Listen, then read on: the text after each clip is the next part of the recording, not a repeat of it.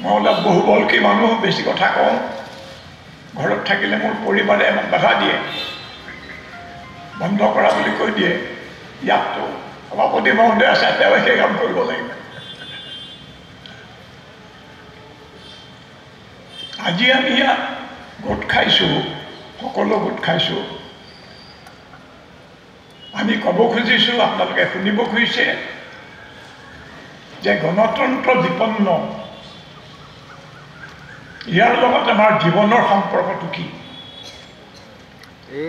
গণতন্ত্ৰ বিপন্ন হ'লে আমাৰ কি হ'ব? গণতন্ত্ৰ মানেতো আৰু 5 বছৰ বা 4 বছৰ মূৰে মূৰে নিৰ্বাচন পাতি চৰকাৰ গঠন কৰা নহয় নহয়। গণতন্ত্ৰৰ যিটো অৰ্থ সেইটো যে আমি বুজি পাওঁ, তেতিয়াহ'লে দেখিম যে গণতন্ত্ৰ আমাৰ অতি আপোন বস্তু। সেই বস্তু হেৰুৱালে আমি আমাৰ জীৱনৰ নিৰাপত্তা হেৰুৱাম,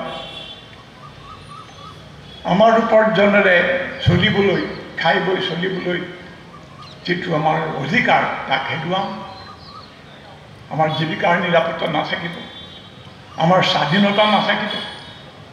যিকোনো সময়তে যিকোনো কাৰণতে পুলিচে, প্ৰশাসনে আমাক হাইৰাণ কৰিব পাৰিব আৰু আমাৰ আত্মসন্মান বিলুপ্ত কৰিব। গণতন্ত্ৰত মানুহ নাগৰিক, গোলাম নহয়, কাৰো গোলাম নহয়।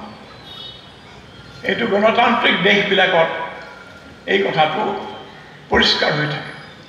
সকলো মানুহৰ আত্মসন্মান আপুনি ধৰিব পাৰে। আমাৰ দেশত হোৱা নাই, কাৰণ 200 বছৰীয়া পৰাধীনতাৰ পিছত আমাৰ মানুহখিনি যি ধৰণে আগুৱাই নিব লাগিছিল সেইটো সম্ভৱ হৈ উঠা নাই, নানা প্ৰতিক্ৰিয়াশীল শক্তিৰ বাধাৰ কাৰণে। কিন্তু যিহেতু এইটো আমাৰ অধিকাৰ, আমি সকলোৱে সেই অধিকাৰ দাবী কৰিব পাৰোঁ। তোমালোকে আমাক জীয়াই থাকিবৰ কাৰণে, উপাৰ্জনৰ কাৰণে সুবিধা কৰি দিব। তোমালোকে আমাৰ স্বাধীনতাত হাত দিব নোৱাৰিব, তোমালোকে আমাৰ মান মৰ্যাদা হাত দিব নোৱাৰিব। আমি স্বাধীন দেশৰ, গণতান্ত্ৰিক দেশৰ নাগৰিক, আমাৰ সেইটো অধিকাৰ আছে। এতিয়া আমি সকলোৱে দেখিছোঁ, চিন্তা কৰিছোঁ যে গণতন্ত্ৰৰ কাৰণে বিজেপি ভয়ানক বিপদ পাতি আনিছে। নানা ধৰণৰ ফাং ফুং কথা কৈ, চলাহী কথা কৈ, ফাঁকি দি মানুহক বিভ্ৰান্ত কৰিছে। মানুহে ভালকৈ পৰিস্থিতি বুজা নাই আৰু তেওঁলোকে মনে মনে এটা কৈ গণতন্ত্ৰৰ সকলো লক্ষণ, সকলো তাৰ অংগ, সকলো নিয়ম নীতি ভংগ কৰিছে। আৰু কোনোবাই ইতিমধ্যে কৈছে, লালকৃষ্ণ আদৱানীয়ে কৈছিলে সময়ত, এতিয়া অনন্ত হেগড়ে বুলি এজন সাংসদে কৈছে, আৰু বহুতে কৈছে যে এই গণতন্ত্ৰ নকল গণতন্ত্ৰ, এইখন সংবিধান আনৰ পৰা নকল কৰি লিখা সংবিধান, আমি এইখন নামানো, আমি নতুন সংবিধান বনাম। নতুন সংবিধানত আপোনালোকৰ জীয়াই থকাৰ অধিকাৰ স্বীকৃত হ'বনে নহয়? সন্মানজনক জীৱিকাৰ অধিকাৰ স্বীকৃত হ'বনে নহয়? আপোনালোকৰ মান মৰ্যাদা সন্মান ৰক্ষা কৰা এটা দাবী ন্যায্য বুলি তাত থাকিব নাথাকে। ইতিমধ্যে অৱস্থা বৰ বেয়া কৰিছে। আমি হাৰে হাৰে উপলব্ধি কৰিছোঁ কাৰণে মিটিঙলৈ আহিছোঁ, নহ'লে এইবোৰ মিটিং আমাৰ দৰকাৰ নাছিলে। গতিকে বন্ধুসকল, আজিৰ এই ধৰণৰ সভা সমিতি খুব প্ৰয়োজন। আৰু নাগৰিক সমাজে যে এই ধৰণৰ সভা সমিতি আয়োজন কৰিছে, আমি সকলোৱে তেওঁলোকক ধন্যবাদ জনাব লাগে।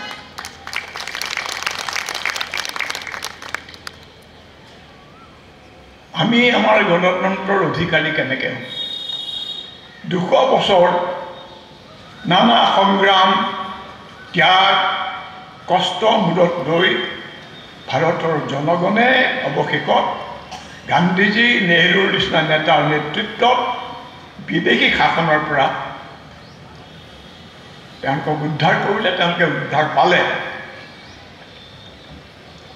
কিন্তু ইয়াৰ কাৰণ নেতাৰ নেতৃত্ব নহয়, কেৱল আছে নেতৃত্বৰ এটা অৱদান আছে। জনসাধাৰণ যদি পথলৈ ওলাই নাহিলহেঁতেন, পুলিচ মিলিটাৰী বাধা যদি জয় নকৰিলেহেঁতেন, তেল নিদিলেহেঁতেন, শ্ৰম নকৰিলেহেঁতেন, স্বাধীনতাৰ ধাৰণাটো কাগজৰ পাততে আবদ্ধ হৈ থাকে। সেইকাৰণেই স্বাধীনতা জনগণৰ প্ৰাপ্য অধিকাৰ, তেওঁলোকে নিজে সংগ্ৰাম কৰি আদায় কৰা এটা অধিকাৰ, আৰু সেই অধিকাৰ তেওঁলোকৰ লগতে নেতাসকলক দাবী কৰিছিল। আৰু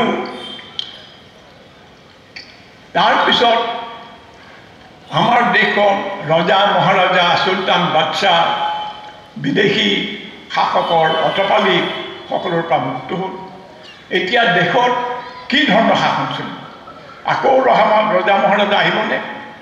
বা কোনোবা এজন কিছুমান দেশত থকাৰ নিচিনা প্ৰবল প্ৰজাতিক একচ্ছত্ৰীয় অধিনায়ক, যাৰ হুকুমেই আইন, যাৰ ইচ্ছাই আইন, তেনেকুৱা এখন দেশ হ'ব। তেতিয়া জনসাধাৰণৰ প্ৰতিনিধিসকল মিলি 2 বছৰ ধৰি কষ্ট কৰি আলোচনা বিলোচনা কৰি এই সংবিধান ৰচনা কৰে। আৰু সংবিধানত পৰেশ মালাকাৰে কোৱাৰ নিচিনা কেইটামান অতি গুৰুত্বপূৰ্ণ বিষয় হৈছে, এটা হৈছে জনসাধাৰণৰ মৌলিক অধিকাৰ। কোনো আপোনাৰ যদি কিবা পুলিচে এৰেষ্ট কৰে, আইন অনুযায়ী এৰেষ্ট কৰিব, শাসকৰ হুকুম মতে, শাসকৰ ইচ্ছা মতে এৰেষ্ট কৰিব, গ্ৰেপ্তাৰ কৰিব নোৱাৰে।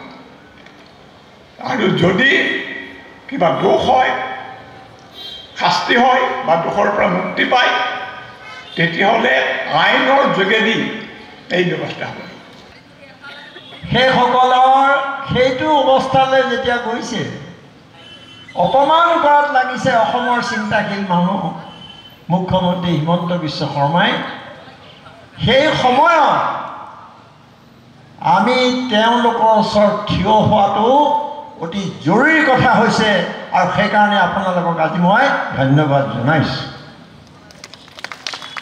এইটো দৰকাৰ আছিলে। তেখেতসকলৰ কাৰণে অলপ হাত চাপৰি দিলে জোৰে দিব, নহ'লে নিদিবই। কাৰণ তেওঁলোকৰ চোৰাংচোৱাবোৰ ঘূৰি ফুৰিছে ইয়াত চৰকাৰী, তেওঁলোকে খবৰ দিব যে নাই হাত চাপৰি পৰা নাই, বা এইটোৰ পৰা একো নহয় আমাৰ। এতিয়া কথা হ'ল যে আমাৰ মাজত আজি যিখিনি মানুহ আহিছে, মই সময় খৰচ নকৰোঁ, আপোনালোকে দেখিছে। তেখেতৰ স্বাস্থ্য বেয়া, ৰাতি 11 বজালৈকে আমাৰ লগত পথসভা কৰি ফুৰিছে। ডক্টৰ হীৰেণ গোহাঁই আহিছে, কথা কৈছে। এই কুলতা কুমাৰ ভট্টাচাৰ্য এগৰাকী শিল্পী, ইমান বয়সতো 90 বছৰ পাৰ হৈছে তেখেতৰ। তেখেত কিয় আহিছে? অপূৰ্ব বৰুৱা কিয় আহিছে? ৰশ্মি গোস্বামী কিয় আহিছে? শিক্ষাবিদ ইন্দ্ৰাণী দত্ত কিয় আহিছে? এইটো এবাৰ ভাবি চালে আপোনালোকে গোটেই কথাবোৰ আপোনাৰ সন্মুখত পৰিষ্কাৰ হৈ যাব। আৰু কিয় আহিছে, কি কাৰণ হৈছে তেওঁলোকৰ? তেওঁলোকতো কোনো ৰাজনৈতিক দলৰ সদস্য নহয়। সেই কথাটো এবাৰ যদি আপোনালোকে ভাবি চায়, তেতিয়াই মই ভাবোঁ বহুত কথা পৰিষ্কাৰ হ'ব। মই দীঘলীয়া নকৰোঁ যদিও দুটামান কথা ক'বই লাগিব। যে আজিৰ সভাখনৰ বৈশিষ্ট্য হ'ল যে অসমত আমি ভাবোঁ, আৰু যিবোৰ দেখি থাকোঁ, ভাবোঁ যে শিল্পী সাহিত্যিকসকল চব দেখোন চৰকাৰৰ ফালে, এনেকুৱা লাগে নহয়। কিন্তু আমি ইয়াত মাতিব পৰা নাই। আজি ইয়াত বহুত সাংবাদিক, বিখ্যাত সাংবাদিক আছে, লেখক আছে, মুনীন বায়ন আছে, দেৱেন তামুলী আছে, হেমন্ত দাসৰ দৰে ফিল্ম মেকাৰ আছে, আৰু বহুত আছে ইয়াত। মই সকলো সীতানাথ লহকৰ দৰে শিক্ষাবিদ আছে। এই মানুহবিলাক আমি ইয়াত বহুৱাব পৰা নাই, তাত আছে। সেই কথাটোৱে প্ৰমাণ কৰিছে যে শিল্পী সাহিত্যিকসকলে সকলোৱে চৰকাৰৰ ওচৰত আত্মসমৰ্পণ কৰা নাই। আৰু সেইকাৰণে মই তেখেতসকলক ধন্যবাদ জনাইছোঁ। গণতান্ত্ৰিক সংগ্ৰামক আগুৱাই নিবৰ কাৰণে তেখেতসকলৰ যি আমাৰ প্ৰতি জনোৱা শুভেচ্ছা আৰু প্ৰেৰণা। এতিয়া মই সভাৰ কাম আৰম্ভ কৰিব খুজিছোঁ।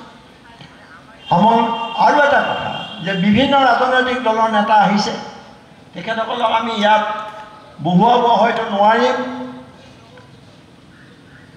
অসুবিধা হৈছে, কিন্তু তেখেত ইয়াত বহিছে। মই নামবোৰ ক'ম, কোন কোন আহিছে সেইটো মই কৈছোঁৱেই। গতিকে এতিয়া আমাৰ আমন্ত্ৰিত অতিথিসকলে ইতিমধ্যে আসন গ্ৰহণ কৰিছে আৰু এখেতসকল কোন সমাজৰ বৌদ্ধিক সমাজৰ একোটা স্তম্ভ হিচাপে আপোনালোকে জানে আৰু তেওঁলোকৰ ভূমিকা আপোনালোকে দেখি আহিছে। এতিয়া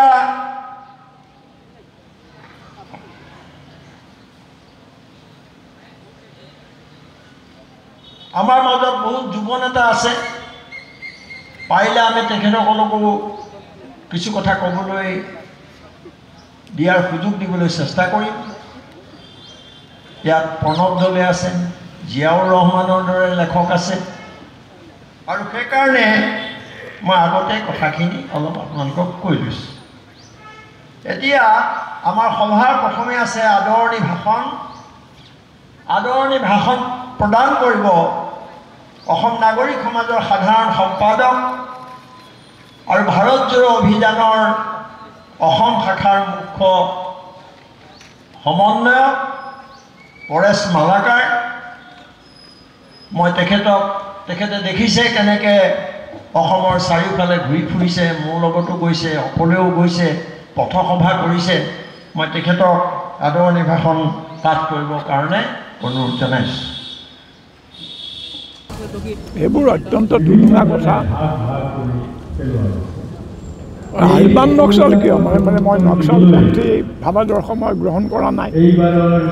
মই চহৰত থাকোঁ, আৰু যদি মোৰ নিচিনা মানুহক আলবান নক্সাল বুলি কয়, চৰকাৰৰ বিৰুদ্ধে থকা সকলো মানুহে আলবান নক্সাল, সকলোকে ধৰক, কেৱল মোক ধৰে কিন্তু। আৰু এইটোৱে তেওঁলোকৰ এটা কৌশল, মানুহক কলংকিত কৰি বিভিন্ন অভিযোগ মানুহজনৰ ওপৰত জাপি দি বছৰৰ পিছত বছৰ জেলত ৰখাৰ ব্যৱস্থা। এই ধৰণৰ কাম ইতিমধ্যে কৰা হৈছে।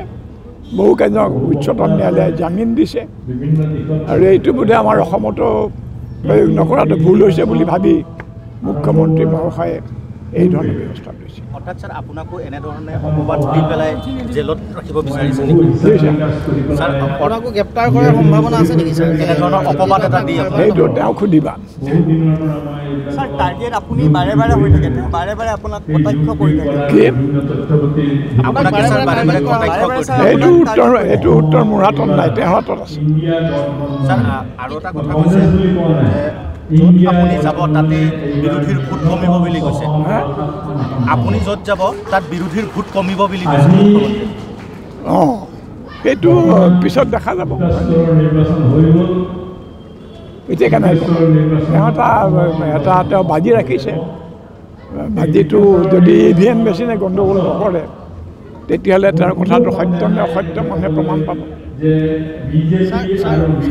বৰপেটাত দুজন কেণ্ডিডেট আছে, এজন কংগ্ৰেছৰ আছে, এজন CPIML আছে। গতিকে আপুনি ছাৰ বাওঁপন্থী ভাৱধাৰাৰ মানুহ বুলি সকলোৱে কয়, কিন্তু আপুনি এতিয়া কোনজনক আপোনাৰ সমৰ্থন দিব ছাৰ? মই মানে দিব্যায়ন বোলা মানুহজনৰ আগত লগ পোৱা নাই, তেওঁৰ কথা শুনা নাই। বৰপেটাবাসীক সুধিও একো উত্তৰ নাপালোঁ যে দিব্যায়ন ভাল নে বেয়া।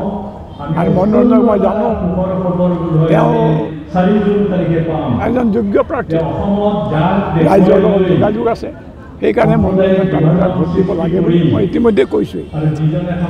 আপুনি বাওঁপন্থী হিচাপে থাকি কংগ্ৰেছক সমৰ্থন দিয়াক লৈ যথেষ্ট কটাক্ষ কৰা হৈছে। কৈছে নিৰাপদ আগ্ৰহ সমৰ্থনত আপুনি ৰাজনীতি কৰিব ওলাই অহা বুলি কৈছে ছাৰ। কথাটো হৈছে এইটো যে কংগ্ৰেছে যদি গণতন্ত্ৰ ৰক্ষাৰ এতিয়া গণতন্ত্ৰ এটা সাংঘাতিক বিপদৰ মাজত মই বক্তৃতা কৈছোঁ। আৰু গণতন্ত্ৰ নষ্ট হ'লে দেশখন মানে বৰ্বৰতাৰ পিনে গুচি যাব, দেশখনৰ সভ্যতা বুলি বস্তু নাথাকে।